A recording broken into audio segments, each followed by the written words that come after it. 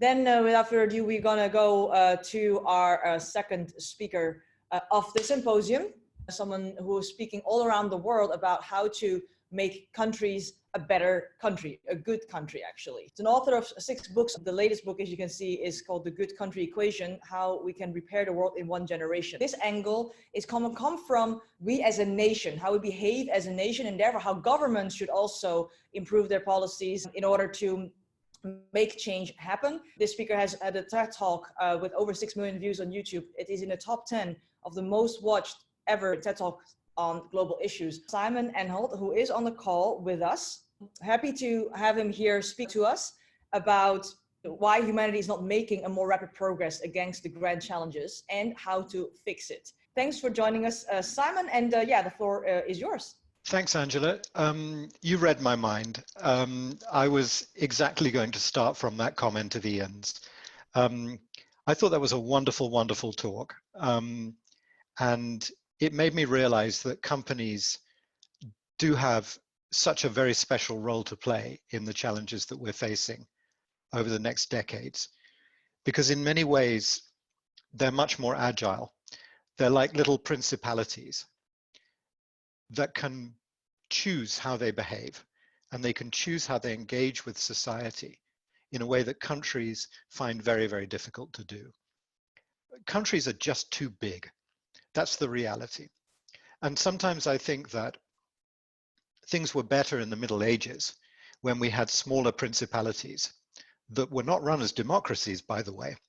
And companies also, by the way, are not democracies. They are a kind of species of tolerated tyranny. And there are good sides and bad sides to that. The good side to it is that it means if you've got a good leader, then that leader can be tremendously effective. The bad side is that if you don't behave the way the leader wants you to behave, you can be thrown out, which is one of the reasons why companies need legislating. But let's leave that aside. Ian made this comment that he'd lost faith in governments, that he felt that countries could do nothing and never were going to do anything to fix the problems that we're facing as a species. And I know why he says that. And on bad days, I think the same thing. But I also think we mustn't give up on countries, because countries are the way that our world is still organized, for better or for worse. And it's the way that it has been organized since the 1680s. It's the way it will continue to be organized for the foreseeable future. And so we can't afford to give up on countries, and we can't afford to give up on governments. Somehow, we must bring these new perspectives and these new ways of behaving to governments and to countries so that we bring them into the big effort that's now required. So this is what I focus on. I spend my life in the public sector, advising governments around the world and trying to persuade them to engage more productively and more selflessly with the international community. In fact, I honestly believe that the reason why we are not making enough progress against the grand challenges, and that's not just climate change, that's a bunch of other things as well, is precisely because of the way that countries are run, or rather the way that the international community is run. You see, the problem that we've got is that countries have got the wrong culture. Countries perceive themselves, as they have since 1684, or was it 1648? I can never remember. I'm talking about the Treaty of Westphalia. They've always perceived themselves as competing, warring tribes. When Donald Trump says America first, I'm not surprised, I'm not shocked, I'm not outraged, I'm just bored. This is what every government has said since the beginning of the invention of the nation state. And in a way, there's nothing surprising or even offensive about it. As Homer Simpson would say, it's kind of duh. I mean, if you're elected to be the head of state of a country, of course you put the interests of that country first. Why wouldn't you? That's your job. That's the purpose of your democratic mandate. But what I find boring and old-fashioned and ultimately very risky about the implication of America first is that every other country must come last. And that's the tragedy of the Trump approach. America, of all countries, over the last centuries, has done more than almost any other country to demonstrate that it is possible to put your own country's interests first without putting other countries' interests last. That you can assist other countries to aspire to become number one, and in doing so, create ripples of good governance which spread out way beyond your own territory. Now, I think that the way that the world has always worked is that leaders have had a very simple mandate, and their mandate is to do the best thing for their own people and their own territory. That's it. That's their simple mandate. And if in doing the right thing for their own people and their own territory, they somehow harmed other people or other territories in the past, we often said, that's great. It shows what a strong leader they are. In order to give us a better quality of life, they really screwed over those people in another country. This is obviously suicidal. This is disastrous. This is the thing that's got to change. And so several years ago, I came up with this simple formula, which I call the dual mandate. And it says this: today, everybody who is in a position of power or responsibility has a double mandate. They're responsible for their own people, yes, but also for every man, woman, child, and animal on the planet to some extent. They're responsible for their own slice of territory, yes, but also to some extent for every inch of the Earth's surface and the atmosphere above it. And if they don't like that responsibility, they should not be in a position of leadership. They should not be running a country, a town, a village, a family. They should not be running anything. Now, obviously, you have to prioritize your own responsible area, but you also have to understand that you have influence over a much wider area. So the challenge becomes how to harmonize your domestic and your international responsibilities. And this is where the difficulty starts. You talk to any leader around the world, and they are absolutely convinced that those two priorities are antagonistic towards each other. Every leader I've ever met of every country, left wing, right wing, center, it makes no difference. They all believe that anything they do that benefits their own people will necessarily harm other people in other countries. And they also believe that anything they do that's good for the planet or good for the international community will necessarily harm their own people. This is so stupid, I hardly know where to begin, but they believe it. And one of the things I've discovered over the years, advising the governments of many, many other countries, is that they are so convinced that domestic and international interests cannot be harmonized, they don't even bother to try. So I'm very lucky because the job I've done over the last 20 years has been working with the governments of other countries. So I've been able to experiment with actual policies in actual countries and to see whether they work or not. And what I've discovered is that there are many, many, many new ways of making new policies that do actually harmonize your domestic and your international responsibilities. And you know what? They actually produce better policies as a result. Climate change, in one sense, has been very, very useful in this respect, because climate change, by being so urgent and so important and so frightening, and at the same time so global and so local in its causes and its impacts, it's begun to teach us that we do need to think locally and globally. Or better, there is no difference anymore between global and local. There is no such thing anymore as domestic policy. Everything you do in any country, sooner or later, will have an impact on people and places outside that country. So the new gold standard of good governance for the 21st century is figuring out how to be more imaginative in your policies and your projects and your laws to figure out that actually you can make better policy if you think about your own people and the whole world. You think about your own territory and the whole of the planet. One of the things I've been trying to do recently is to try to persuade one or two countries to adopt a very simple new policy, which I call the Boomerang Rule. You know what a boomerang is? A boomerang is a piece of wood that you throw away from yourself and then it comes back and hits you in the head. This is the way that most policies work. You create a policy domestically and sooner or later it comes back and hurts you. in some international context that you couldn't even have imagined when you created it. So the Boomerang Rule says we will be the first country in the world that passes a law to say every single project, policy, or law that passes through our parliament will not be approved or ratified until we have proved that it does no harm to anybody outside our borders, and it does no harm to any territory outside our territory. And preferably, it does good in both, right? So the Boomerang Rule says, if you come up with a project or a policy or a law that actually benefits people outside your country as well as inside your country, then it gets fast-tracked. It gets rapid, prioritized progress through the parliament. I've been talking recently to the government of Finland and the Netherlands and a couple of developing countries as well to try and persuade them to be the first country that adopts a rule like this. And the interesting thing is how interested they are. And the interesting thing about how interested they are is why they're so interested. The reason they're so interested, I've discovered, is because they think it'll look good. Every single government, the first reaction when I suggest a policy like that is to say, wow, that would be so cool. And I say, what do you mean that would be so cool? And they say, well, imagine the newspaper headlines. We were the first country that passed this rule. And half of me is crying and half of me is laughing.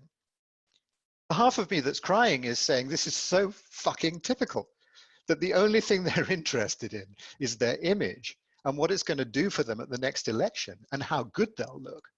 But the other half of me is saying, who cares? Who cares what the motivation is for doing it as long as they just do it? And one of the things I've found is that the older I get, the less I care about people's motivations for doing the right things. Today, these issues are just too urgent. And one of the most damaging and dangerous things that any of us can do is to sit on the sidelines, questioning and challenging people's motivations.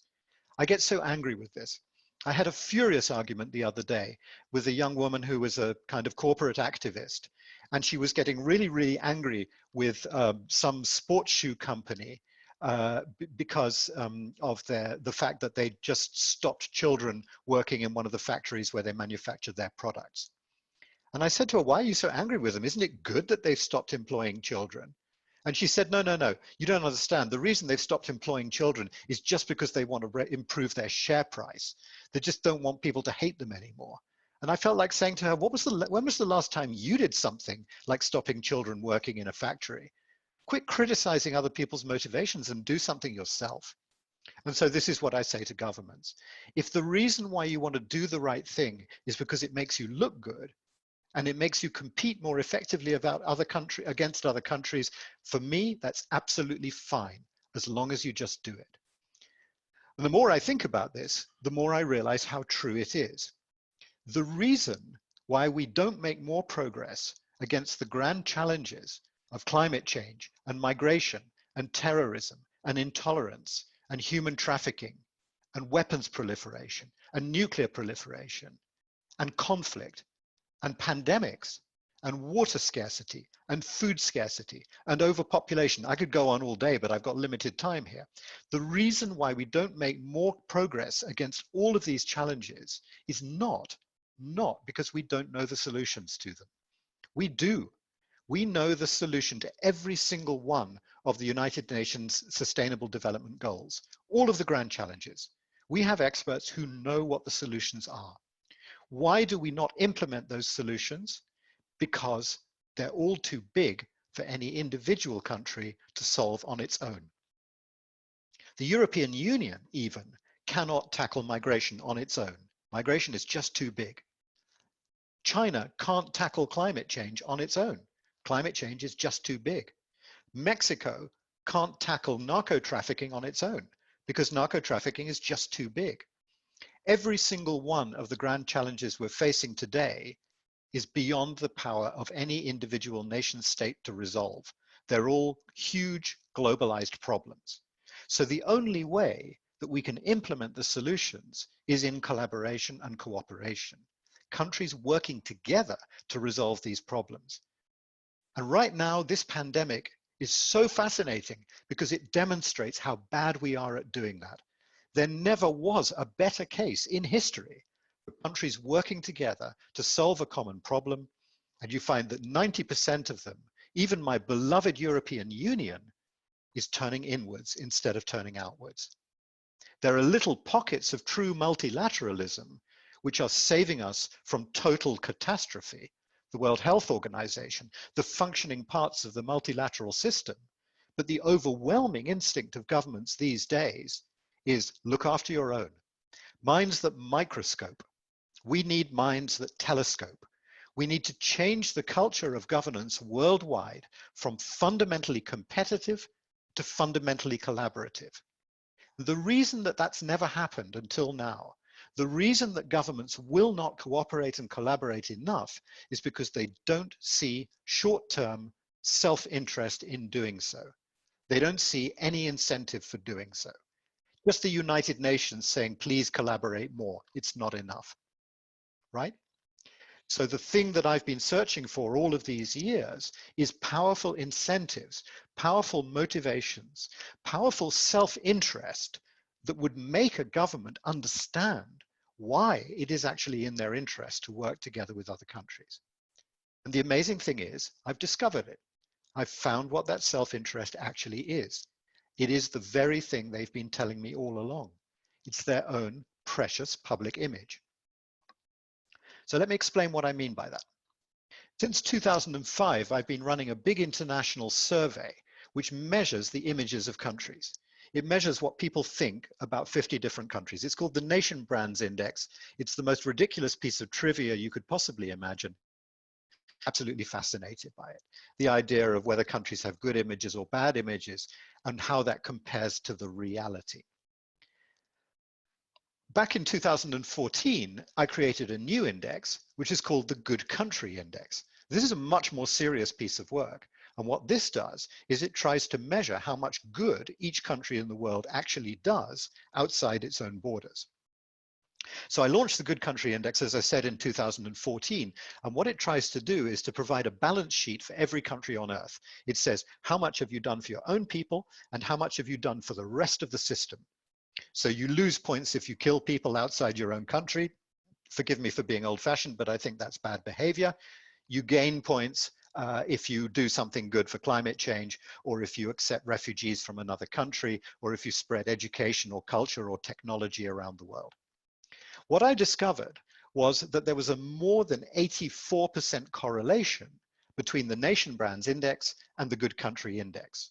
What does that mean?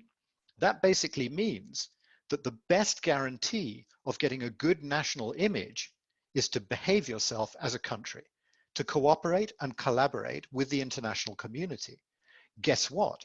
It turns out that the countries people really admire most are the countries that work most in favor of the international community, that are doing the most to secure our future. Why does everybody in the world admire Norway more than they currently admire the United States? Because they believe, rightly or wrongly, that Norway does more for the international community, is working harder for a sustainable future than the United States is at the moment. So this may be right, it may be wrong. The perceptions may be accurate, they may not be accurate. But what this spells out is something incredibly important. It spells out the fact that if a country wants a good image, the only way it can get that good image is by doing the right thing, is by being a principled, engaged, collaborative member of the international community, because that's what people want. Now, why do countries care so much about their precious image? It's not just vanity. It's because a good image feeds directly into more trade, more tourism, more investment, more foreign revenues. The biggest driver of foreign revenue is a good image. If you are a country that everybody admires, you will get more trade, you will get more tourists, you will get more talented migrants, you will get more of everything that you want. So what I call the good country equation, which is the title of my book, which is coming out in August, is simply that. And I'll summarize it one more time. If a country wants to progress and prosper, if it wants more investment, more tourists, more of everything that it needs in order to make more money and to keep its citizens happy, it needs a better image. If it wants a better image, The only way that it can do that today in 2020 is by behaving better as a more responsible member of the international community. Therefore, if you want to do well, you have to do good. Now, if that reminds you of something that you've heard once before, it's because you have heard it once before. You heard it 20 years ago, and it was called corporate social responsibility. The same message to companies. If you want to do well, you have to do good. The companies that people admire these days are the companies that do the most for the environment and for humanity. What I've discovered is that exactly the same mechanism is true for countries, and this could be the motivation that saves us all and starts getting countries engaged in tackling the world's problems. Thanks. First, thanking you, Simon, for this very inspiring speech, and then giving the floor to Andrea Loy to ask his question. Hi, Simon. First of all, thank you very much. I have a question. Do you see, let's say, an evolution? I mean, in the political leadership, let's say, comparing our parents and, let's say, us as generations in like being, I wouldn't say more aware, but simply more prone to extend their view in like being a good player in that, especially maybe in political. I mean, you were mentioning an example from a company, but probably, yeah, in politics we have such examples as well. So if you can share your view of how is it evolving. Thanks, Andrea. It's definitely going in the right direction. I am super optimistic these days. I've never felt so optimistic about the future and about the state of the world in my life as I do today. And it gets stronger and stronger all the time, because all of my measurements, all of the governments I work with, all of the people I meet, all of the research I do just confirms that the attitudes become more and more positive. We still have, of course, this tendency towards extreme nationalism, which appears to be spreading around the world. If you look at this historically, it's a repeating pattern. Everybody, all of us, we must be honest about this. We are all susceptible to nationalist messages, all of us. There's no such thing as a nationalist or a globalist, right? We're all both. We all understand that those are not two tribes. Those are parts of our own nature. And when we're feeling very anxious and very afraid, we are susceptible to nationalist messages. Conservative, backward-looking messages, of course we are. We all understand the comfort of those, and we can all feel them very, very clearly. And there's nothing inherently wrong with them either. There's nothing wrong with being a localist. There's nothing wrong with being a conservative. It's just not very long term. That's the only problem with it. So I think one of the first things we all have to look out for and challenge whenever we see it is this dangerous idea that some people are localists and some people are globalists, and they have to be enemies, and they have to scream at each other on social media. This is a totally false idea. We're all the same. There's a part of us that understands local and backwards and safety and conservatism, and there's a part of us that understands liberal ideas and outward lookingness and forwardness. We have to understand that those are both part of our nature. But with each new generation, the outward looking part gets stronger. 10 years ago, if we'd had a pandemic, or 20 years ago, if we'd had a pandemic, this conference would have been cancelled. Today, we're still having it. And we're having it in quite a cool way, which I'm personally really enjoying. The kids that grow up with the technology that didn't exist 20 or 30, 40 years ago, for them, there's nothing weird. I could probably see, I don't even care about nationalities, but I could probably see 10 nationalities on the screen in front of me. And that's part of my life. That's part of the beauty of the world that we live in. So much variety, so much cultural variety. Every generation that grows up finds this more and more and more normal. So they are naturally inoculated against diseases like racism and prejudice. Sure, we can see on the news angry nationalists, but don't pay them too much attention. They are a smaller and smaller and smaller minority. Give them some love. They're feeling really anxious, and you can understand why. Thank you very much, Simon. Now let me give the floor to Sam Nunn, who also had a question which is quite relevant to these days with the COVID-19 situation. Hi, Simon. First of all, thank you very much for the presentation. It was fascinating. I mean, thanks, Sam. have a question about, it's quite a specific question about what about when countries, kind of do the unforgivable? So, for example, if you have somewhere like China, there are massive human rights abuses, which are pretty well evidenced. However, as an international community, we can't make progress on things like climate change without collaborating with everybody. So how, as an international community, can we balance the need to sanction people for serious kind of red lines that they have crossed versus the need to collaborate with them on major global topics? Yeah. Sam, in many ways, that's the main question. And one of the complicated things about doing something like the Good Country Index is that, of course, it's impossible because there's no such thing as a good country or an ungood country. Every country has some good in it and some ungood in it. You notice I don't say bad because that's a value judgment which I try to avoid. The same thing if you look over history. People get quite angry about countries that have had colonial power in the past and have used it to oppress other countries. But just go back another 100 or 200 or 300 years and you'll find that pretty much every country has at some stage oppressed some other country. Not all of them, but probably more than half. So the reality of the matter is that countries aren't single things. Even if they're run in an autocratic and fairly monolithic kind of way. They are many things. They are good and they are bad. China does some really good stuff. It's a very, very, very important player. It does some horrendously bad stuff, which it needs to stop doing. I'm not making an idiotic parallel here, but America is exactly the same. America does some really good stuff and it does some absolutely shit stuff. And all countries do all the time. The one-word answer to your question is diplomacy.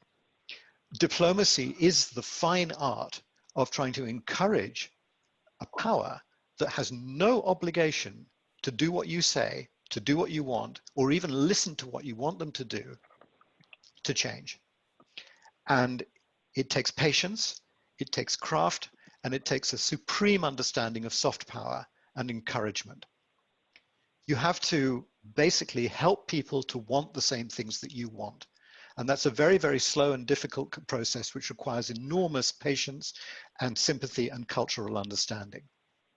One of the many, many things that Donald Trump has helped us to understand is that short-circuiting diplomacy and trying to coerce other countries into doing what you want them to do, even when you're more powerful than they are, simply doesn't work. And in a sense, the activist organizations have shown the same thing. If you try to get 8 million signatures and to petition governments against behaving in the way that you disapprove of, only one thing is going to happen. They're just going to carry on doing it in secret so that they don't get pestered anymore. So we have to learn that if we want other countries to change, we have to work with them to change. And we mustn't attack them or insult them or work against them. We have to work with them. And we find that so difficult because, again, it comes down to the culture of nations that we perceive each other as rivals, as competitors. And that's very, very hard to change. So we all need to rediscover the lost art of the lost art of diplomacy. Well, it's not entirely lost, but it's in the process of being junked. And that's one of the most worrying things in the world at the moment. Thank you very much. Sure. Thank you, Simon. We are slightly over time, so okay. I would now move to reflection, but we have a question from David Kinsler, which quite a few people are keen on hearing your answer. So I would just ask you to keep your answer a bit short, if that is possible. So David, the floor is yours. Hi, Simon. Really enjoyed your presentation. Just a quick question. So with the Good Country Index and the second index, unfortunately, I can't remember the name of it. Have we seen a downturn in the US's position and in their economic revenue from tourism and all the kind of effects that you were talking about based on Donald Trump's presidency? Yeah, the quick answer is yes. the one that the index which responds most quickly to changes in governance or government style is the Nation Brands Index, because that's an opinion poll. So we know immediately if people have changed their minds about their country, right? So the United States of America, which typically ranks first in the Nation Brands Index, it is on average the most admired country in the world, is now number 7. Which is extraordinary. The Nation Brands Index is the most boring index in the history of social science. I mean, people just never change their minds about countries. The ranking remains the same year after year after year. So for the US to tumble from 1st to 7th is absolutely extraordinary. It's like a tidal wave. So the image of the US has gone right down. If all experiences, if nothing changes, we would expect to see that playing out almost within the next year or two into fewer tourists, lower investment, and all the rest of it. That will follow as night follows day. COVID has come in the middle and killed off the tourism industry, so it messes up the figures a bit, but basically that's what we'll see happening. In terms of the Good Country Index, where there's a bigger lag because it measures the actual behaviors of countries, I'm sorry to say that the United States of America ranks 40th as the country that contributes most to the world relative to the size of its economy, next door to Russia, which ranks 41st. So Russia and the United States both contribute the equal amounts relative to the size of their economy to the international domain, and those figures predate Trump. It was, America was giving less to the world even during the Obama regime. But then we always knew in the United States that Republican and Democrat are both species of conservative. Let's have a breakout session now with everybody about this session. And Simon has put a question for reflection for us. The question is, what can we do as individuals and companies to make more progress towards becoming a good country?